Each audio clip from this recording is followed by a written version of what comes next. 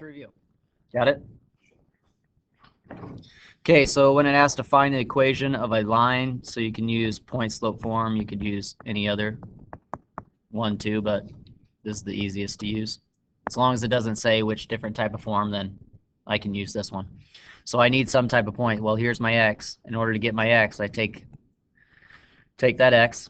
In order to get my y, I plug that in. So 3 squared plus 3 times 4. I kind of switch those around, but that's okay. So 12 minus 9 and then plus 9. So those 9s will cancel. I get 12. So my y value is 12. So now I can plug in my x is 3. I can plug in my y, which is now 12. And so now I need my slope. Well, my slope is the derivative of the function. So I just have to take the derivative of the function. It doesn't tell me I need to use difference, limit of the difference quotient, right? So I can just take the derivative using power rule. So the derivative is just 2x plus 4.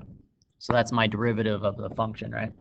So if I want the derivative at a certain point, I need to plug that x in. So I plug in my x, and so I get 10.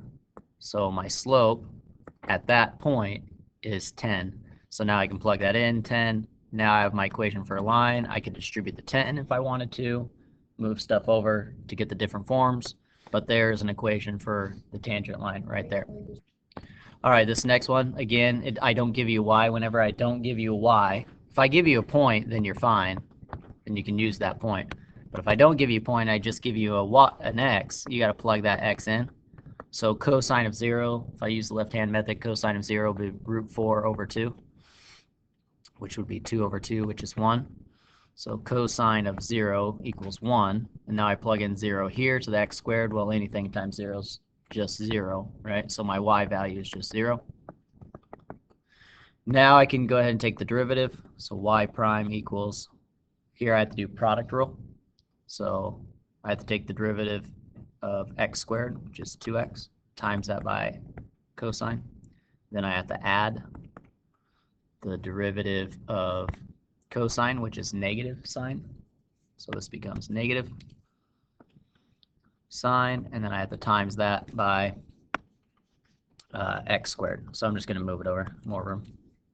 So y prime equals 2x cosine x plus f times the derivative of g, which is negative, so that becomes negative sine x. So there's derivative. Now I can plug in my x for all my x's. But again, anything times 0 is just going to be 0, right?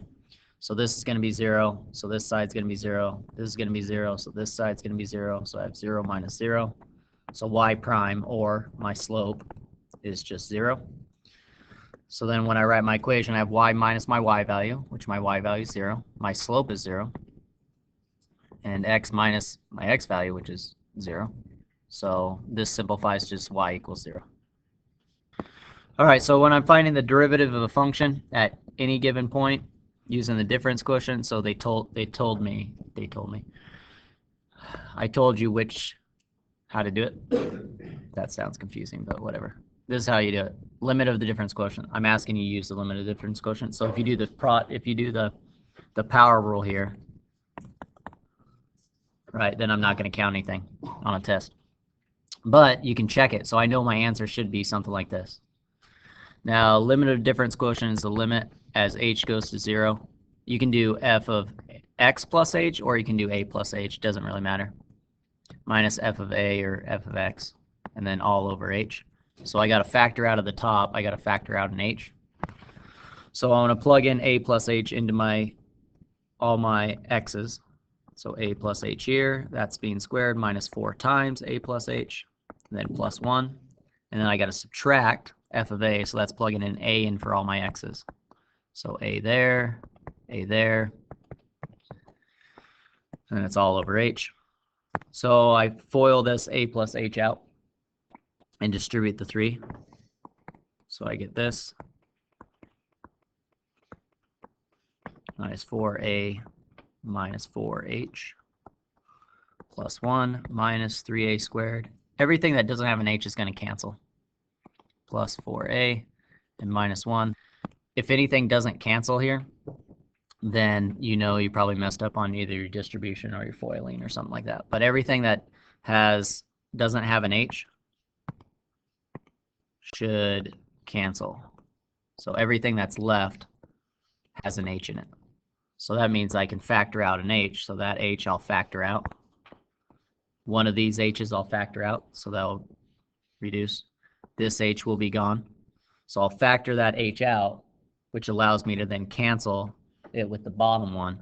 So this H is gone, those two are gone, so I'm left with one there, and this H is gone, so I'm just left with 6 plus 3H minus 4.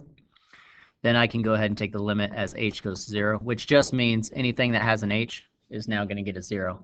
And so 3 times 0 is just 0. There's supposed to be an A here. And that will be gone, so then I'll just get 6A minus 4, which we can see from the very top when I took the product rule there. Or not the product rule, sorry, power rule there.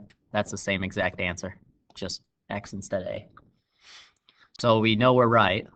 And now I can go ahead and it says A equals 1, so now I just plug in 1 for my A. So I get 6 minus 4, which is 2. So there's my answer for this, is 2, using the limit of the difference quotient. So this one, limited difference quotient still, because that was the title of it. If I wasn't doing limited difference quotient, I'd do chain rule, right? So you could do chain rule just to check it. Any type of root I want to rewrite as a half, so this is chain rule.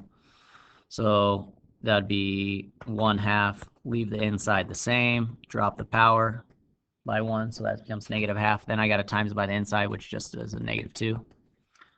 So the -2 and the 1/2 are going to cancel to -1.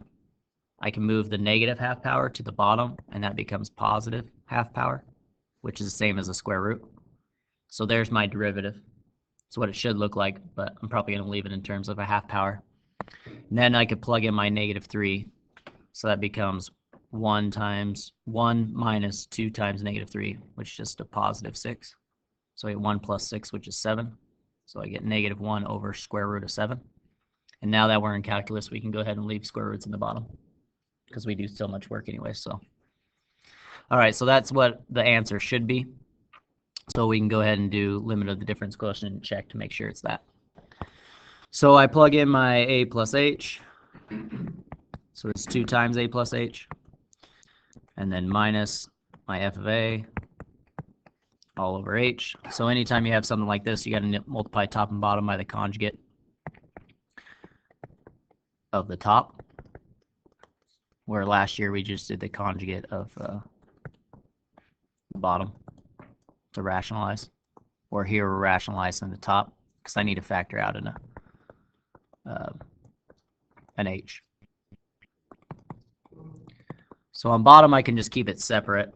It's just going to be H times square root of 1 minus 2AH. That's a 2. And that H is eventually going to cancel. Now on top, because I have conjugates, all I have to do is first times first and last times last. Whenever I multiply a root by the same root, I just get left with what's in the inside. And then negative times positive negative. So there's when I multiply conjugates, that's what happens. I just get the inside. And a negative times positive negative. So then I can simplify that top, distribute the -2, distribute the -1. And so you notice again, just like before, anything that doesn't have an H in it is going to cancel. So I just get left -2 over H over the bottom. So those H's will cancel. So I just get -2 over the square root of 1 minus 2A minus 2H. I'm 2H, sure. I'll keep it. So minus 2 times A plus H. And then plus square root of 1 minus 2A. Look at all that room I have. So minus 2 over. Now I can go ahead and put the limit in as the limit goes, as H goes to 0. So that means that this H right there is just going to be 0. So then I get square root on bottom of 1 minus 2A plus square root of 1 minus 2A. Well, isn't that the same root? So I can just write 2 roots of 1 minus 2A. So there's my answer. These 2's would cancel, right? So I get -1 over square root of 1 minus 2a. And if you had written that chain rule down, you'd see that it looks the same except for a is x. Now I can go ahead and plug my a, which is -3. So -2 times -3 is 6. So I have 1 plus 6, which is 7. So I have square root of 7 on bottom, -1 on top. That's the same answer that we had. All right, so this is alternative form, so that means x minus a is going to be on bottom. So it's f of x minus f of a all over x minus a. So that means this is the harder one because I kind of have to factor in x minus a out. So again, we can check, right? This is 6x squared plus 1, so that should be my answer. This one doesn't give me an x, so it's just looking for the derivative. All right, so our answer should be 6x squared plus 1. So as we plug in the x, we just leave x as x, and then I minus plugging in a in for x. What did I do with f? 2a cubed plus a. Distribute the negative. Right here, nothing's going to cancel because I need to factor out an x minus a. So put all the cubes together, so minus 2a cubed, and put all the other ones together, so x and a minus a. So basically I have one term here and another term here. So I need to factor out of both of these an x minus a. So then I can cancel that with this bottom x minus a. So the top I can take out a 2 out of the first two. So basically I'm kind of factored by grouping a little bit. So an x cubed minus a cubed plus x minus a all over x minus a. Now I have a difference of 2 cubes. So I can use the difference of 2 cubes formula, which is x minus a, which that's what I'm going to factor out, x squared plus xa, or ax, whichever I want, plus a squared, and then plus x minus a, right? That's from right here, all over x minus a. So that means I get to factor out these x minus a's, so those are on the outside. So that means 2 times x squared plus xa plus a squared is left on top. And when I factor out that x minus a, it's going to cancel with this one. So that's what I get left with, 2 times that. Now I can go ahead and take the limit as x goes to a, which means that all my x's are going to become a's. So this is going to be an a squared. This is going to be an a times a, which is another a squared. And then I have an a squared. So I really have 3 a squareds. A squared plus a squared plus a squared. It's just 3a squared. And then times by this 2. Oh, I forgot my 1. I did this in the first video that I made. So this part, I should have a plus 1 right here, right? This will turn into plus 1. So there should be a plus 1 at the end of this. A plus 1. And so 2 times 3 is 6, so I get 6a squared plus 1. And as we can see, that's our power rule 1. Okay, so the derivative, if I have a graph, I'm graphing the derivative, which just means my y value is my slope. So keep the graphs the exact same, because your x values don't change. So then wherever you see a crest or a trough, a hill or a valley, that means the tangent is going to be 0, so that means my slope is 0. So that means when I graph the derivative, my y values will be 0 at those 2 points. Okay, and then as I look to the left of that, my slope is going up. So that means my graph of my derivative is above the x-axis, above. Okay. Then as I pass that, I go down, so my slope is negative. So that means that my graph here, my graph is going to be in the negatives, but when I come to this point, it's back to 0, so I need to stay in the negatives still. And then once I'm past that low point, after that, my slope is positive. It's going up, so my slope is positive, so that means I'm above the x-axis on my derivative. So there's my derivative there in black. All right, so when does the derivative exist, or when does the derivative not exist? So that means when I can find the derivative, right? So if it's differentiable. So when does the derivative not exist? That's when I'm not continuous. So whenever I'm not continuous, however you spell continuous, that means I'm not going to be able to find the derivative. So anytime that I have a hole, anytime that I have a jump, so wherever there's a discontinuity, or a vertical asymptote, right? That's when it's not continuous, so I'm not going to have a derivative at that point. There's also a couple more, because I can be continuous. I can have a continuous function, but not differentiable.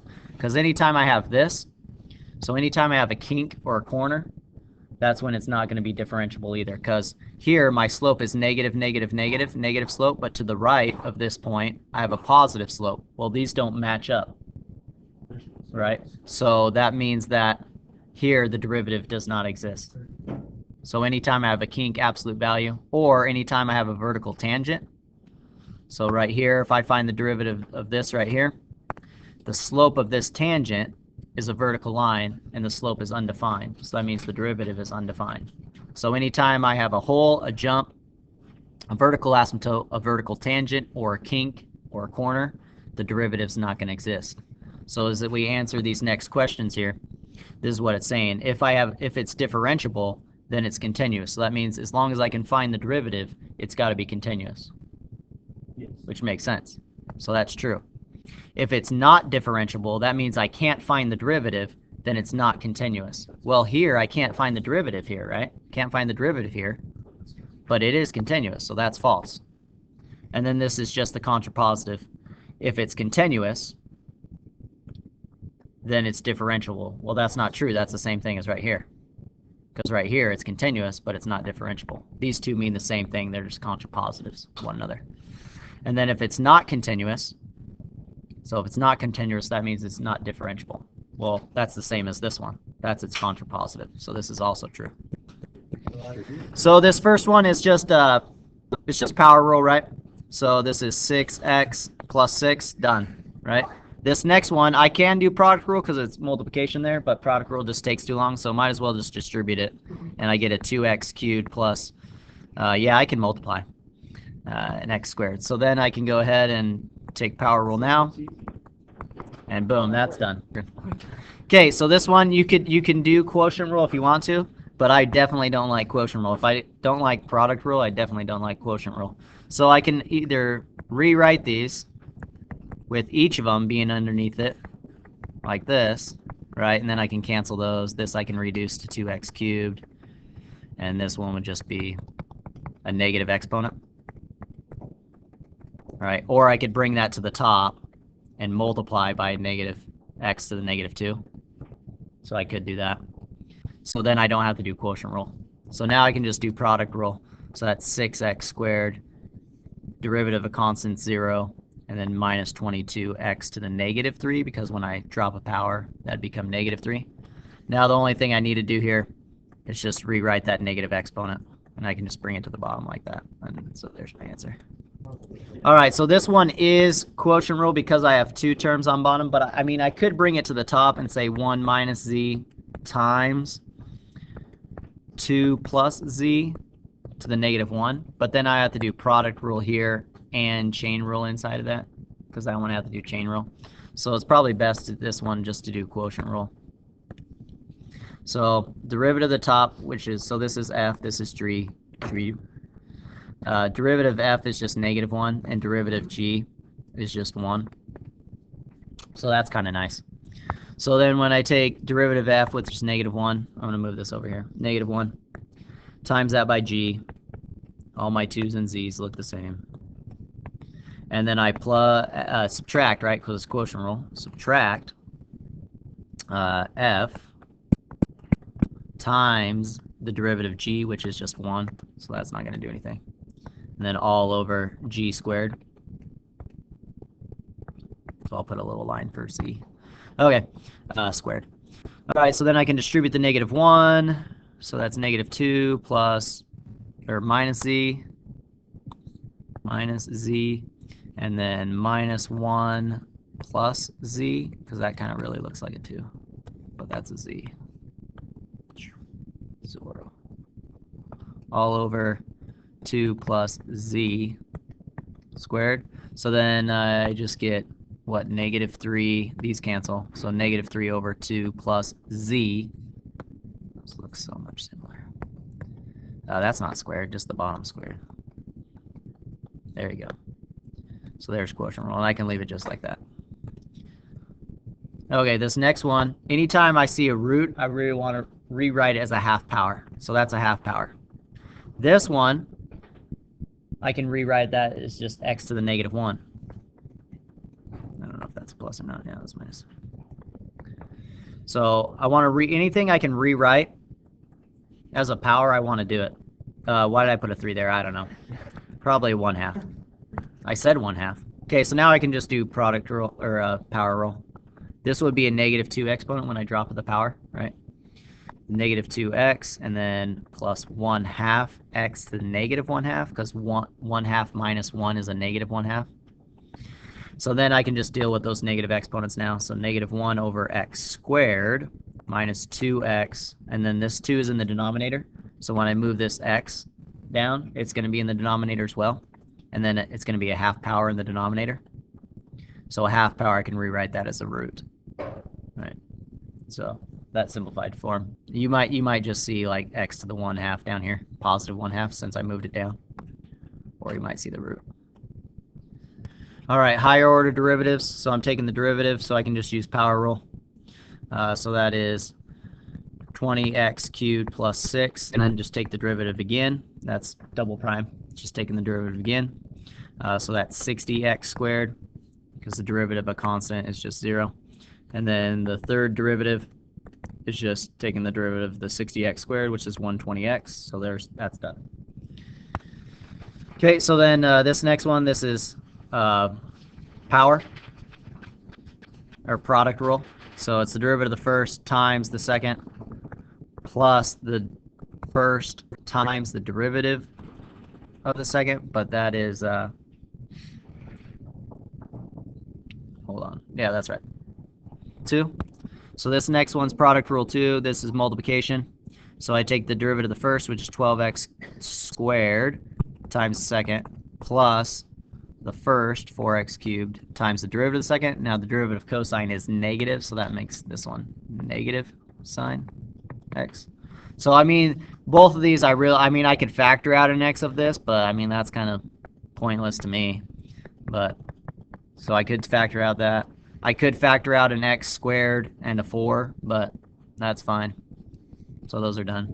All right, so this one kind of stinks. This is quotient rule. So derivative of the top, which is just negative cosine.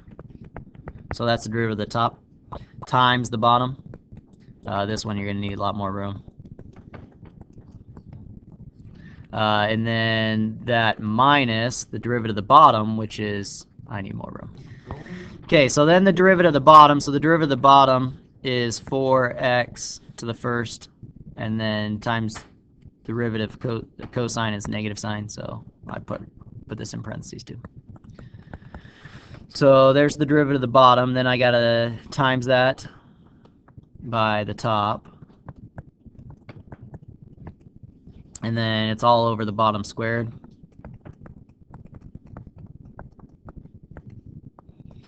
Okay, so I mean, the most you can do here, you want to see if you can, the only time really is if you can simplify up top, or maybe you can factor up top. You can factor 2x squared plus cosine x. Most we can do is just distribute, so negative 2x squared cosine x minus cosine squared x. And then just FOIL that out. So if I FOIL that out, it's going to be like 8x minus 4x sine x minus 2 sine x. Those two I can't even combine. And then plus sine squared x. And then so I can distribute that negative. So then this becomes negative. This becomes positive. This becomes positive. And this one becomes negative. And then all over the bottom squared. Oops. 2 plus cosine x quantity squared. So the most I could do really is with this cosine squared x and sine squared x. So negative cosine squared x minus sine squared x is equal to negative 1, because I'm using this fact. Sine squared plus cosine squared equals 1. And if I just times it by a negative, that's the same as this one up here. So really, that's all I could do there. So this is fine right here. So here we're going to use, on these next two, we're going to use the fact that sine of some angle over that same angle, when I take the limit of that as that angle goes to 0, is 1. And then I'm going to use also the theorem that says 1 minus cosine of some angle over that same angle, when I take the limit of that as that angle goes to 0, that equals 0. So I'm going to use those two facts in order to prove what the limits of these are. All right, quick correction. This is flip this. So I just got to factor out a -1. So this is cosine of theta minus 1, and I'm dividing by that same angle, equals 0. So this one I just need to switch -1 out. So if I rewrite this as positive cosine of theta minus 1 over sine of 2 theta. All right, so this top one, I just want to take the numerator by itself and multiply that by 3y over 3y, because I want what's underneath the sine to be the same angle. So I want it to be the same as this. So if I multiply 3y over 3y, I can move that 3y over. So then I get sine of 3y over 3y times 3y, and that whole thing is over 4y. Now this thing, I can use this theorem that says the limit of that is equal to 1. So then I just have 1 times 3y over 4y, which equals 3y over 4y, which reduces to 3 over 4. So that's the limit. Okay, this bottom one, after I factor out a -1, now I need this top to be the same as this one right here.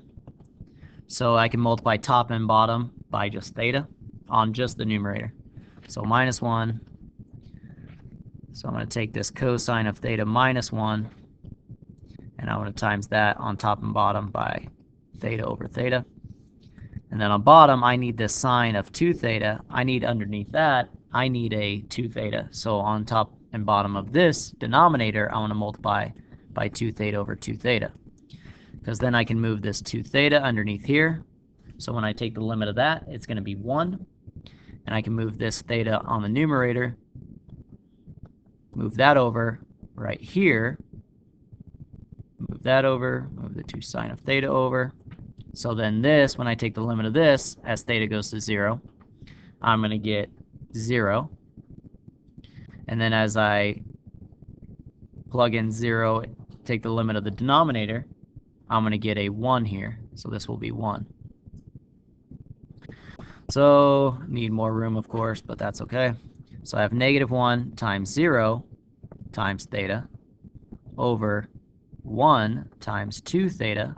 Now I still can't plug in 0 into theta because I'd get 0 over 0, which is still undefined. But because I have theta over theta, those thetas can cancel. Now I have 0 times -1, which is 0 over 2, which now is okay, because now I don't have 0 over 0, I have 0 over 2. So my answer is 0. But I had to use both of those properties in that one, both those theorems. All right, so the next one's chain rule, right? Because we have a product here. So this is F, this is G. So when I take the derivatives of those are going to be chain rule. But I do have the product rule. So I take the derivative of first, which is chain, times the derivative of the inside, which is 3. And then I have to times that by the second, which is x plus 1 cubed. Then I take the derivative of this second, which is chain rule, derivative of the outside, and then times the inside, which is just 1, so that's not going to change anything, and then times by the first, 3x minus 2, 3x minus 2 squared. And now here's where we're going to have to factor out, because I have a term here and a term here. Well, this 3x minus 2 is the same in both of these, so I can factor out the smallest amount. So I'm going to take out a 3x minus 2. So this one's gone, this squared's gone, so I have 3x minus 2 left on this side. Then I have an x plus 1 and an an x plus 1 here, so I can take out 2. So these are all gone. So I take out of the 3, there's still 1 left here. So I'm going to take out an x plus 1 squared. And so then what's left on the left is a 2 times 3, 6, and then an x plus 1. And then on the right, I have a 3, and then times by a 3x minus 2. All right, so then I distribute this. This is 6x plus 6. This is 9x minus 6, so those will cancel. So I just get 6x plus 9x is 15x. And so I just have this. I mean, it is a squared, so you could FOIL that out, but, you know, we're too lazy. So that's our answer. Oh, 15x. All right, so the derivative of this one, derivative is this chain rule. Take the derivative outside. Leave the inside, all this inside, leave it all the same. And then drop it, so that's a negative 2/3. Because if I subtract 1, that's just 3 over 3. So 1 minus 3 is 2, negative 2. And then I got to times that by the derivative inside, which kind of stinks because that's quotient rule, and it's pretty big there. But the derivative of the bottom is just going to be 1, so that's kind of nice. The derivative of the top is a little shaky, but that's okay.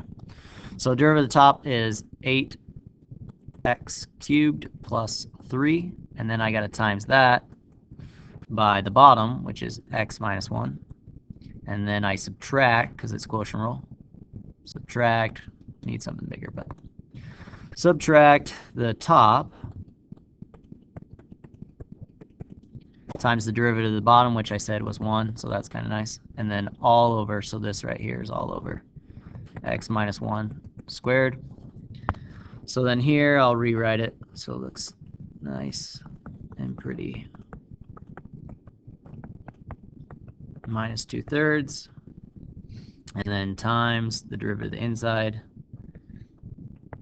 which is this, and then minus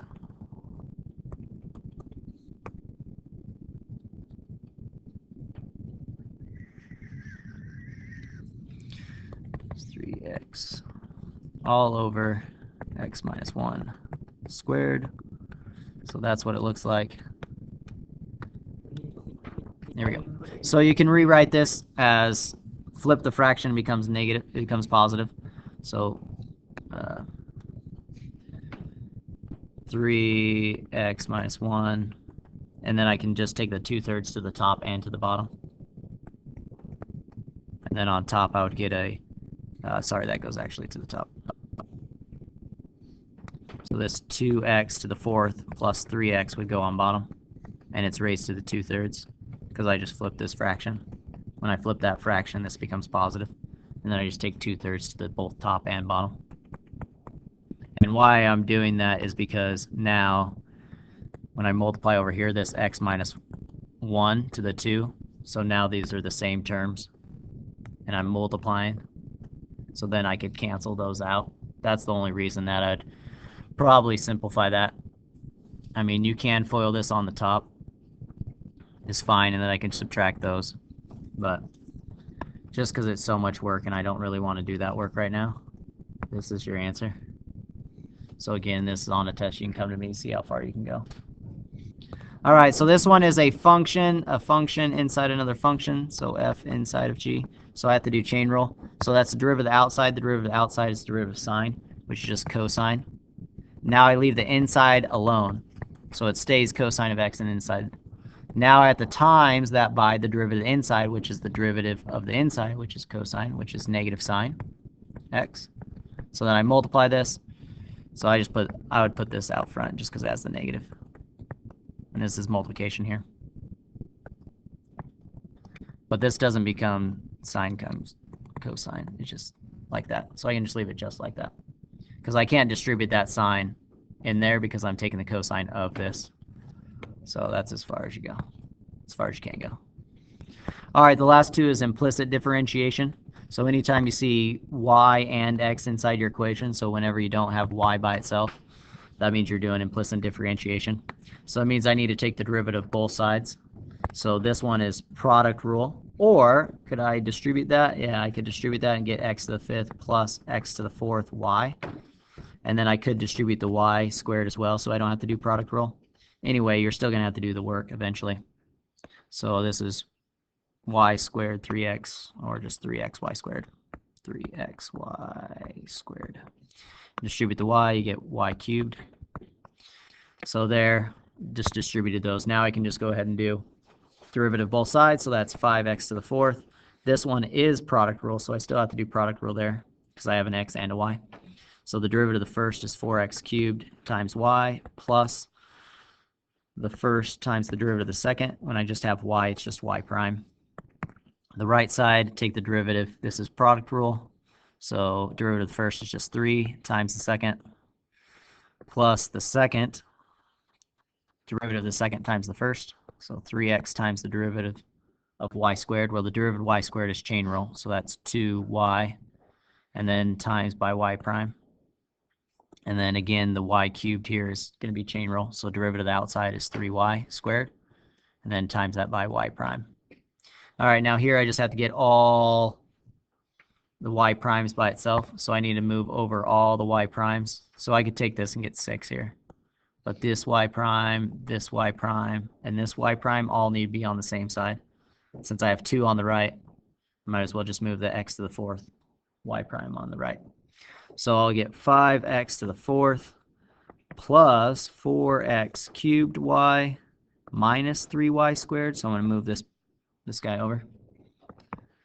And then I'll get negative x to the fourth y prime. That's this one moved over. And then plus 3x. I might as well just put 6 there. 6xy y prime minus 3y squared y prime. Now I can factor out a y prime.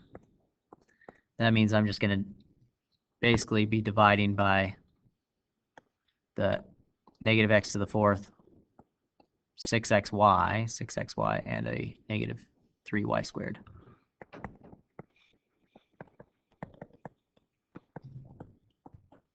So a lot of times you might see in the back of the book when you divide this by it, that sometimes your negatives are switched around. It's based on what side I move, which numbers I move to which side. So then it'll be this divided by this. So there, right there, is your answer. Okay, number 20, rewrote it there for you. So this is chain rule when I take the derivative of both sides. So that is 5y to the fourth, y prime. This is product rule, so derivative of the first times the second plus the first times the derivative of the second, which is chain rule. All right, so the derivative of this second one, derivative constant is just 0. This is product rule, so 4x cubed y plus x to the fourth y prime. Now get all what your y primes by itself. So all the y primes by itself. So this one has the most, so I'll move this guy over.